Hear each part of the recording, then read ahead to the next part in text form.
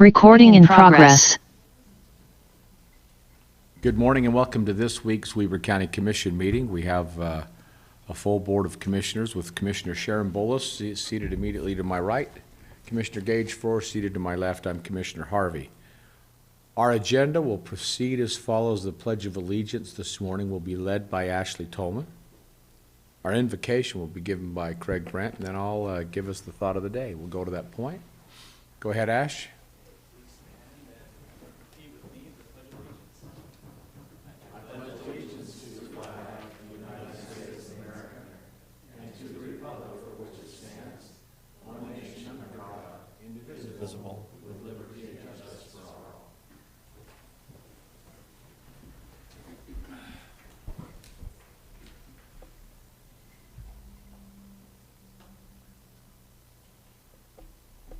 Our Father in heaven, we thank Thee for this opportunity to have, as members of this community, to gather and be a part of this commission meeting. Father, we ask Thy Spirit to be with us, that decisions that are made will be made with wisdom and with patience, and that we'll be able to land upon those decisions that are the best for the citizens of this county. We're grateful for this county family and pray for those who are in need and those who are without, that they will have that which they stand in need of. We thank Thee for the opportunities we have to serve, and we're grateful for this community, Father, and pray that as we go forward, that we can do so in step with one another. In the name of Jesus Christ, amen. Amen. Thank you, Mr. Brandt. Mr. Tolman, appreciate that. Commissioners, we're honored today to have our congressional representative, Congressman Blake Moore, with us. Mr. Moore, thank you for joining us today. We appreciate you being here. And Lisa, Ross Kelly, we're glad that you've joined us also. Thank you. You know, I don't always do this, and I don't even know if it's appropriate. I've made mistakes before, lots of them. Won't be your first. And Commissioner or Congressman, you're welcome to join us on the dais if you'd so like, or if you'd like to sit where it doesn't matter, but you're welcome to join us up either place.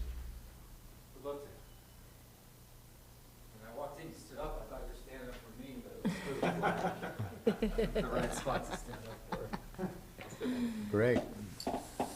Thank you so much. Thank you.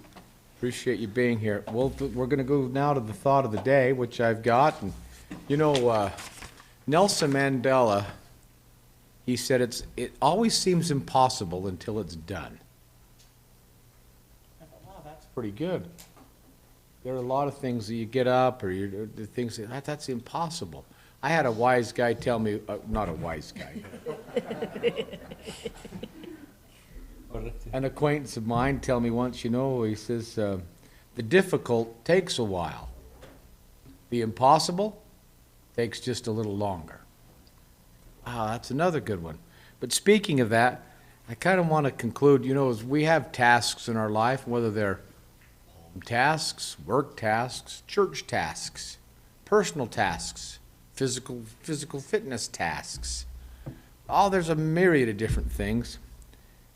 In our society, or we grow up, you know, we're always taught, you got to win. You got to win the contest. You got to be the first. And, you know, one of the great speed skaters of our time, Bonnie Blair, I want to end with a quote. She says, winning doesn't always mean you're first. Winning means you're doing better than you've done before. And what a wonderful thing to end on, I think. As long as we continue improving, that's a good thing. So, Commissioners, that's my little brief thought of the day. I like it. Congressman Moore, do you have any pearls you'd like to cast at this time? Just your typical wise guy. Pull your... Just a typical wise guy. Okay, great. Well, as we do frequently, this is an opportunity for those who are in the public. We give 3 minutes to comment on those items that might be found on the agenda. You can address the commission on those items now if you'd like to come to the lectern here now. And please state your name and your city you live in. Okay. Right here? Please. Hi, my name is Leslie Stock, and I live on 24th Street here in Ogden. I don't use it as my mailing address because the people walking by aren't Hi, Leslie. people I feel comfortable with. But anyway, Go ahead. so about water issues, let's just address that because, well, I actually bought land up in Huntsville, and I know 2 out of 3 of you, I don't know which ones, voted for the development going on up there. Well, what's taking place is the debate over it, but, and I just watched a thing on one of your YouTube videos of a council you guys did before, and it was someone saying about the developers not being able to get water because there's not water. And when you think about it, the earth gives us a lot of snow and water every year here in Utah. And about 10 years ago, it was brought to my attention a thing called earth ships. I don't know if you've ever heard of them, but it's using the water from the sky and a garden inside instead of outside. I tried a garden in my rented property because I had space, and I figure with all the destruction of the endangered species, I want to plant flowers for, to help them.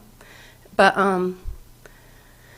yeah, the grasshoppers were eating them alive, and it's really hard to kill the grasshoppers, and then there's the chemicals. But so that wasn't quite working, the organic stuff I was trying. But my point is, like, I'm a big advocate for the thought and idea of Mike Reynolds, who created in the 70s the Earth ships, because they're sustainable living. And with more and more people moving to this area, I do realize, one, there's a shortage of jobs now. It's harder for people to get jobs, but the water, same with what's going on with the Great Salt Lake. So to me, it makes sense that we start building more this way. We're not only just chopping down more and more trees, which we're dependent on for our life, but we're using tires and recycled materials, if you ever research them, to build like artistic looking, full of character. But it's also using the water to plant your own food inside.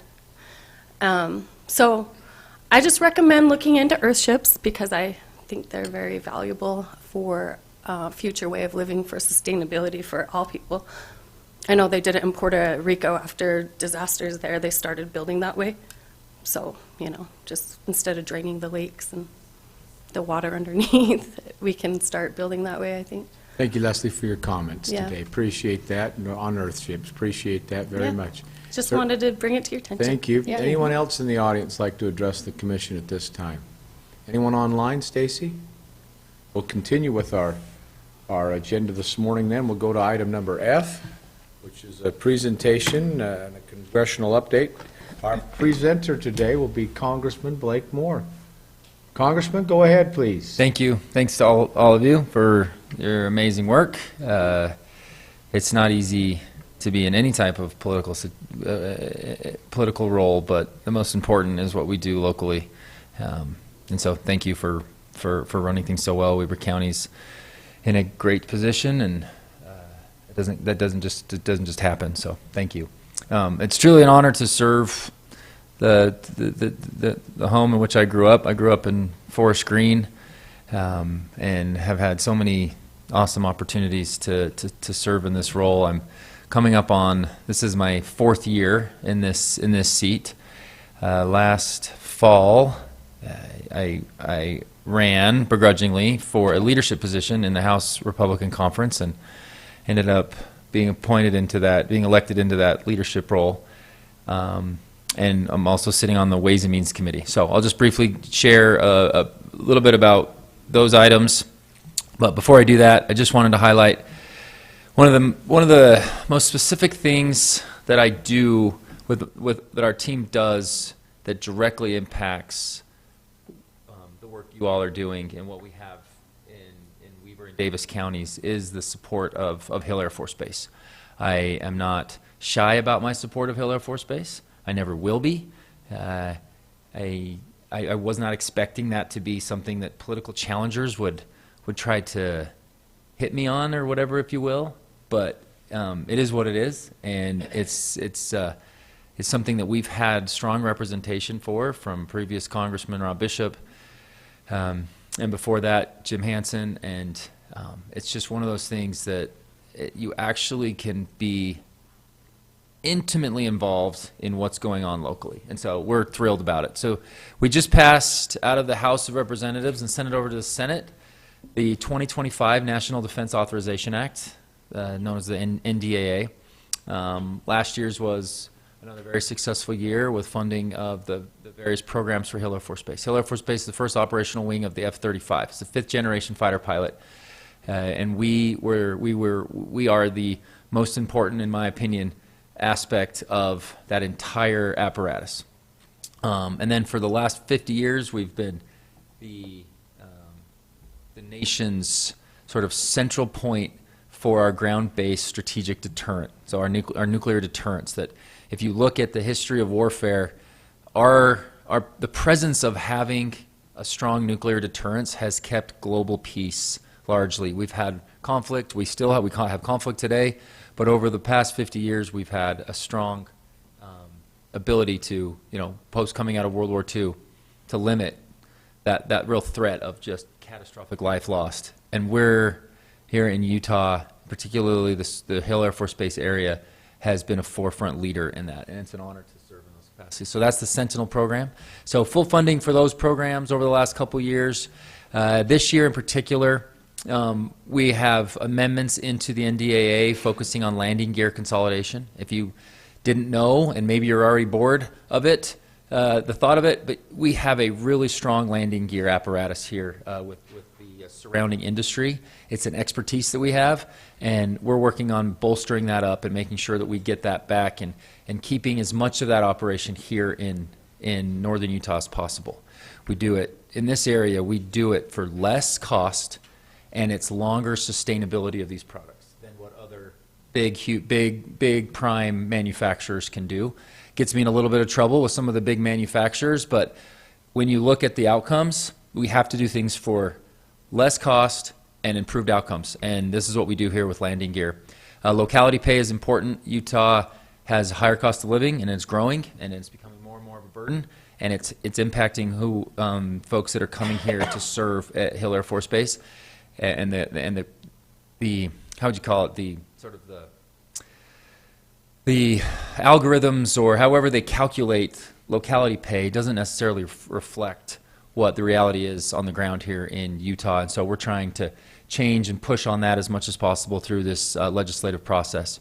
We also have a significant win in the range of about $30 million of a military construction project. This is outside the normal work that we do, that our team was able to get into this year's appropriations process, and it is for particularly the F-35 and the training fleet that we run a lot of the sustainment on. So we're trying to build out the hangars and the construction for what we're doing. And so that's a significant win. It has not passed yet. It is in the pill. It is in the process. We're comfortable that it's going to see progress there, and we'll keep everybody posted on it. And I think it will be something to definitely watch. And there's a whole bunch of other things. We need to continue the A-10 divestiture. That is not where the fight is going to be going forward, and we've seen this in our military, but we can't continue to hold on to old expensive equipment when we need to be focusing on more cyber warfare and things like that. So there's a real strong push to do that, and we're using this process to do the same. Several other projects, whether it be from the canyon and the trail project up to the airport, across the board, little areas that we can continue to sort of layer in our support. It's some of the neatest, most fun things that we get to do. Big picture, I'll just mention this. We have all of the 2017 Tax Cut and Jobs Act, all of those provisions except for a handful, actually just one major one with regards to corporate tax rate, all of that expires next year. So if we do nothing in Congress, if we just kind of continue to bicker and not find a way forward on some of these, on some key aspects of our legislative approach, and we've seen a lot of that over the last couple of years. If we continue to do that, there will be a $4.3 trillion tax increase levied on American workers and American families. That is not hyperbole. That is the reality of what takes place. The reason I wanted to be on Ways and Means Committee was because that's where we deal with this particular issue. And so I'm really looking forward to to next year when all of that sort of comes up for renegotiation. It's going to be a very, very busy, big year, and I believe that we should be heavily focused on making sure that we are not taxed to oblivion. We've seen a lot of positive growth. Lower income, middle income Americans have had significant relief that is much needed with regards to the child tax credit and doubling the standard deduction. So all of that stuff is up for renegotiation next year, and I'm looking forward to being a voice on it. I've been put on 3 different tax teams. One is international competitiveness, not really applicable to this meeting today, but in general industry, we don't want to be paying taxes to foreign governments that we should be paying back here to the U.S. So we're working heavily on that. It's usually a pretty bipartisan issue, and we need to continue it to be such.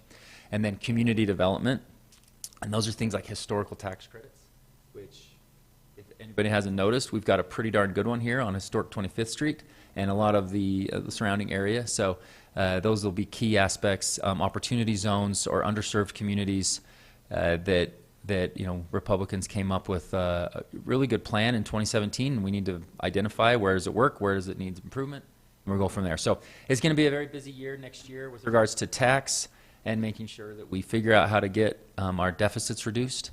Because if they continue to grow the way they're growing, it'll be a really 10 years out will be an incredibly tough time, and I want to get out as far ahead as possible. So those are just a few local things and big picture nationwide things that we're working on, and just kind of keep my head down and trying to get something done in such a crazy political time. So thank you. I appreciate all the support and involvement, and whenever we need anything from whether it be our county or our cities, there's a constant and quick response from everybody. So I really, really appreciate that.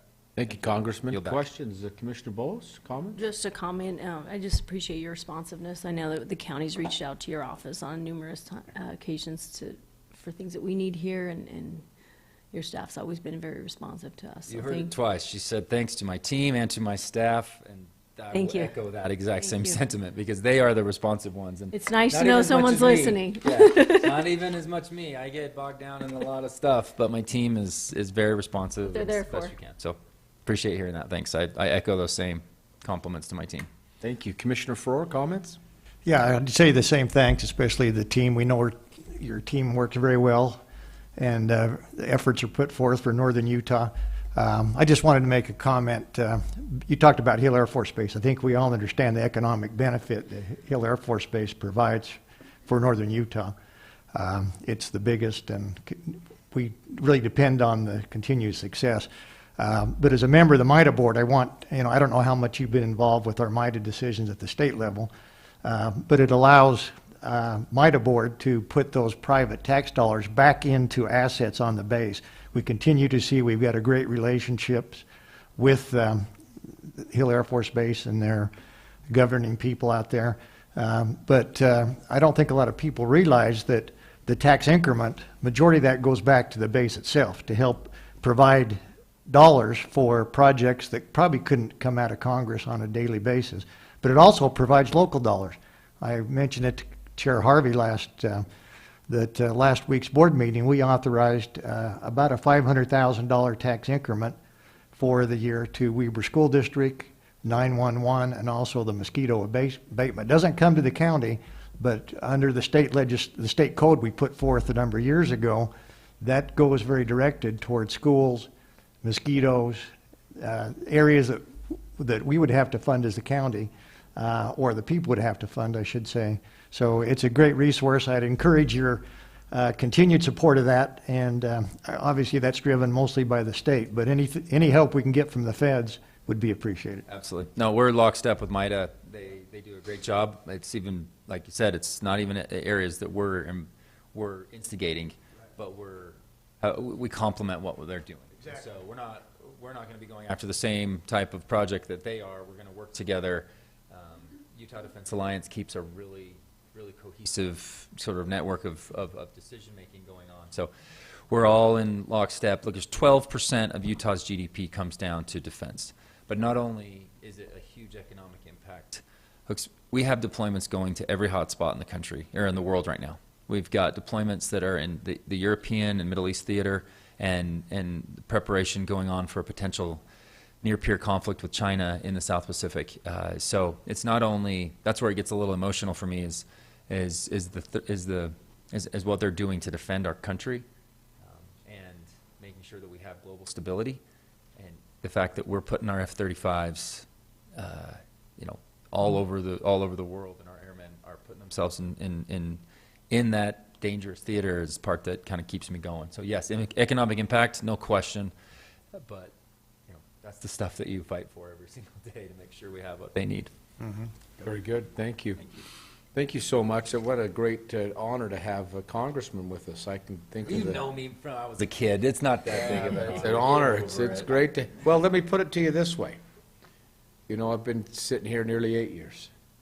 And I think this is the second time we've had the congressman on the dais, so we really appreciate you having me. Love it. Thank you. All right, with that, though, and I know your schedule's busy, but you're welcome to stay or do whatever you need to do. I think we have a briefing here at 11, so I'm good to just hang. Word, Just no. ignore me what you need to. We're not, I'm probably not going to call on you. That's okay. Does he get a vote up here? No. No. No. No. Okay, thank you very much. We'll move on to item number G on our agenda. There are the consent items, and the first one is a request for approval of warrants 102, 187 through and including 102, 249 and 484, 731 through and including 484, 907 and 365 in the amount of $2,615,194.06. Item 2 is a request for approval of summary purchase orders in the amount of $83,911.37. Item 3 is summary of warrants and purchase orders. Item 4 is a request for the approval of the ACH Payments Designs Bank in the amount of $265,295.12. And then we'll move on to Mr. Ricky Hatch for just a brief description on some of the detail on that. Mr. Hatch, go ahead, please. Thank you, Mr. Chair. Just a couple highlights of the higher dollar and percentage expenditures from this week's transactions. We issued 10 purchase orders for $84,000. 37% of that amount, or $31,000, is for the transfer station that will go towards equipment repairs, fuel, and some groundwater monitoring. 30%, or $25,000, is related to the Children's Justice Center construction. 13%, or $11,000, is for the library to purchase laptops and equipment, and 12%, or $10,000, is for the roads department to pay for repairs and parts. As far as warrants, we issued 241 payments this week for $2.6 million. Just under a quarter of that amount, $623,000, was a pass-through American Rescue Plan Act grants to Osprey Ranch. And then we had 2 items at 15%, $390,000. One went to various ramp awards throughout the county, and then the second one was pass-through road construction on 17th Street and 12th West in Marriott-Slaterville, and those are the WACOG transportation dollars that are paid for that. And then lastly, 9%, or $224,000, was a payment to our financial software maintenance of our financial system. Very good. Commissioners, questions for Mr. Hatch? None for me. Hearing none, I'll proceed on with item number 5, which is a request for approval of the minutes for the meeting held on June 11th, 2024. Item 6, a request for the Weber County operations for approval to surplus 15 vehicles. Item 7 is a request for approval of a retirement agreement by and between Weber County and Weston Voth. Item 8 is a request for approval of a contract by and between Weber County and Utah Holstein Association to hold the Weber County Dairy Days event at the Golden Spike Event Center. Item 9 is a request for approval of the right-of-way contract by and between Weber County and Smith Rental to purchase the right-of-way along 2550 South Corridor Preservation. And item 10 is a request for approval of an agreement or amendment to a contract by and between Weber County and USDA, or the NRCS, to hire a consultant to prepare a watershed shed for the Utah Dam. This revision includes additional funds to select a consultant. Now, Commissioners, these are the notes, but I do have one question. And Emily, if you'll come forward for just real quick on this retirement agreement, going over that, it shows that Mr. Voth is to be referred to as Campbell. Is that just I didn't understand that.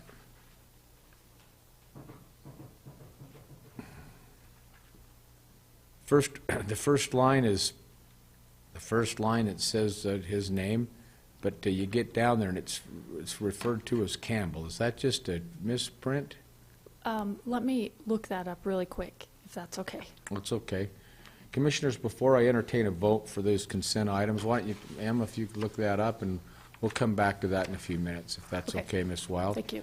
Thank you. Commissioners, with your permission, I'll come back to the consent items unless there's any other questions. Good. Hearing none, we'll wait for Ms. Wild's report so we can take care of those and pay the bills. But we will come back to that. To be expeditious with our agenda, we'll move on to item number H on our agenda. Item number 1, and we'll ask Ashley to come forward at this time, is a request for approval of the contract by and between Weber County and Franson Civil Engineers for the supplemental watershed plan for the environmental assessment. Ashley Tolman, go ahead, please, sir. Okay, thank you, Commissioners. Just also a little note on consent item 10. That was a little confusing there. It should be watershed plan instead of watershed shed. Thank you. Apologize for that. And this item's related to that. This item, this contract before you is an agreement between Weber County and the consultant that will be doing the work on this watershed plan, which is Franson Civil Engineering. And this is a grant through USDA NRCS to fund this plan. And so it is before you for your approval. In your portfolio, Commissioner Frohr, any questions or comments on that? Just a question, Ashley. So this still has to do with Utah, correct? Correct. And this is the same, this is the company just approving the contract? Yeah, so in the consent items, you were approving in addition to the contract we have, or the grant that we're receiving from NRCS, and this is the actual contract to use those Right. funds to get the work done on the Utah. Just wanted to be clear on that. No other questions, Mr. Chair? Thank you. Chair, Mr. Crockett, do we have to have the consent items approved before we can hear this action item number 1? No. Thank you. Commissioner Bolos, any comments or No, questions? no. Entertain a motion for item number 1. Thank you, Mr. Chair. I'd move to approve the contract by and between Weber County and Franson Civil Engineers for supplemental watershed plan and environmental assessment. That would be for the contract. Have a motion Second. and a second. I'll place that motion for vote. All in favor? Aye. Aye. Aye, motion carries. Thank you. Item number 2 is a request for approval of a resolution, resolution number 32-2024 of the County Commissioners of Weber County appointing one member to the Weber County Library Board. Now, Commissioners, as sitting on that board, we met with the board and several names were given to the board. The board considered those.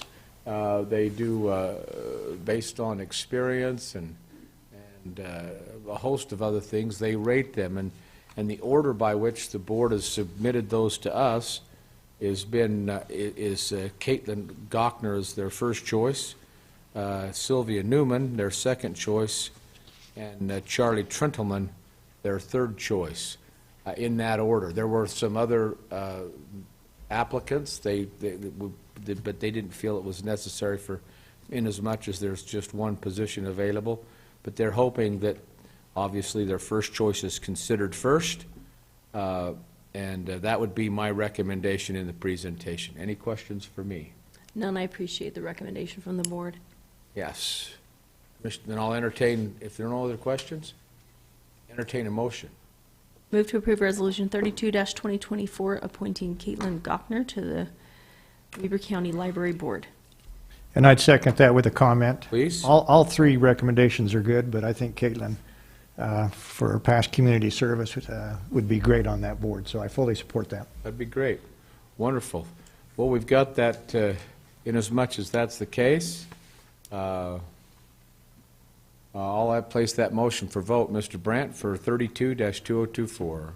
Roll call vote for Resolution 32-2024. Commissioner Frohr. Aye. Commissioner Bolos. Aye. Chair Harvey. Aye. Motion carries. Thank you. It's unanimous.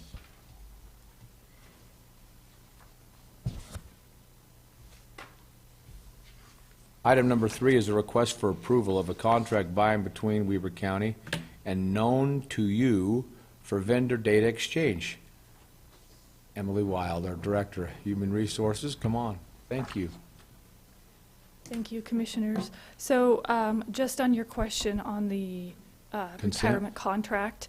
I did find out the Campbell was a mistake. It is Weston Voth that is retiring. Okay. So We'll note that in a minute. And, Thank you. and we'll send a new contract over, removing Campbell from that. So that was just a mistake on the contract. No problem, thank you. Let's go ahead and hear then your presentation for item H3 for the known to you. Okay, thank you. So this is a contract who we would like to set up as a data exchange contractor with Weber County and Known to You. They will help take the data from our Oracle HRIS system and send it to our benefit vendors, Source Select Health, MetLife, those vendors. So these files that have to go over to our benefit vendors on a weekly basis, and they're very technical. They're very specific in the format and the information that needs to be on these files. And so this contract, this vendor will help us make sure that the information is getting over to our benefit vendors timely and accurately so that it doesn't disrupt the employees from being enrolled on their benefit plans. Thank you. Anything else, Ms. Wild? That's all I have. Do you have any questions? Commissioner Bolos, and as much as this is in your portfolio, questions or comments? No questions. You ready for a motion? Farrar, any No comments, questions. questions? No. I will entertain a motion. Okay, I'll make a motion to approve the contract by and between Weaver County and Known to You for vendor data exchange as presented by Ms. Wild. Second. We have a motion and a second. Place that motion for vote. All in favor? Aye. Aye. Aye, motion carries. Thank you, Ms. Thank you, Wild. appreciate it. Ms. Ebert, if you'd make your way forward, this is item 4, Commissioners, is a request for approval to certify the tax rates for 2024. Ms. Ebert, you've come before us in work sessions and other things. Your work is perfect. Can you make that make this public now, and so we can take care of this? Yes, sir. I'm here this morning to present to you the 2024 property tax rates. Since the first of the year, the assessor's office has been working to value the properties in Weber County, and they have submitted those values to us, and we have uploaded those to the state's tax rate system. And the state has then turned around and presented to us a certified tax rate. Now, if you recall, back in November of 2023, because we are a calendar year entity, which means that our budget runs from January to December, we are tasked with going through truth and taxation in the fall if we intend on raising taxes in the following year, which would be 2024. And so we did hold a public hearing on November 28th, 2023, and elected to increase those property tax rates. And so I am here today to present and ask for your certification for those proposed tax rates for the entities that you are in charge of approving for 2024. Very good. Thank you. Questions for Ms. Ebert? Commissioner Farrar? None for me. Commissioner Bolos? None. Then the chair will entertain a motion. Mr. Chair, I would move to approve the certified tax rates as presented by Ms. Ebert this morning. Second. We have a motion and a second. Placing that motion for vote. All in favor? Aye. Aye. Aye, motion carries. Now, Commissioners, we'll have you turn the page back over. We'll go back to our consent items, G1 through and including 10, noting item number 7, Weston Voss. That will be, that contract will be revised so that Campbell won't be in there, and it'll say Voss. And then item number 10 is a watershed plan, not a watershed shed. Okay, those two changes. Any questions? Or if not, then we'll place that. I'll look for a motion for that. Move to approve consent items G1 through 10 with the changes as noted. Second. Motion and seconded. All in favor? Aye. Aye. Motion carries. Thank you, Commissioners. Item G is now approved. Now we'll go into a public hearing. Item number 1 is a request for a motion to adjourn the public meeting and convene a public hearing. So moved. Second. We have a motion and a second, and as much, we'll place that as a roll call vote. Mr. Brandt? Roll call vote to enter public hearing. Commissioner Farrar? Aye. Commissioner Bolos? Aye. Chair Harvey? Aye, motion carries. Thank you, Mr. Brandt. Item number 2 is a public hearing to discuss amendments to the operating and capital budget of Weber County for the 2024 calendar year. Ms. Ebert? Okay, so as I just mentioned in my last item on the agenda, the county has a budget that runs for the calendar year, January to December, and we approved that budget in December of the previous year. And so that leads to sometimes we have occasions where we need to go in and amend our budget for the year as certain items come up. And so this, we have elected to do those amendments typically on a quarterly basis. And I have the amendments that we have presented to you in a work session last week for the second quarter. And I'm just asking for you to approve or consider approval of these budget amendments. Great. Thank you very much, Ms. Ebert. That would be work session for the 10th of June, 2024, for those who'd like to go back and look at that. Commissioners, that's the presentation. Any questions for Ms. Ebert at this time? Commissioner Farrar? None for me, thanks. Commissioner Bowles? No. Now's the time for our public to make comments limited to 3 minutes on that particular capital budget for 2024 calendar year. Any in the public that would like to comment? Seeing none, I'll go to the online. Stacy?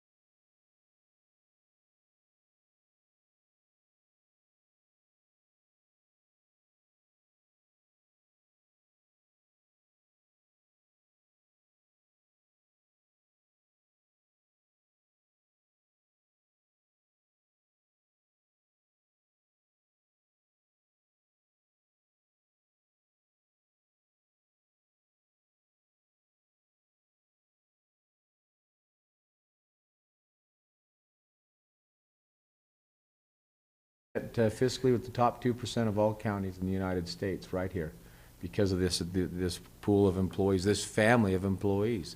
They all care, and this is a very fiscally responsible county. It enjoys some of the highest rates, certainly in Utah, but around the whole United States. Very, very good. So we just, we like to beat that village drum all we can because it's very good. So. All right, Commissioners, nothing more. Then I'll entertain a motion for item K. Motion to adjourn. Second. All in favor? Aye. Aye. We are now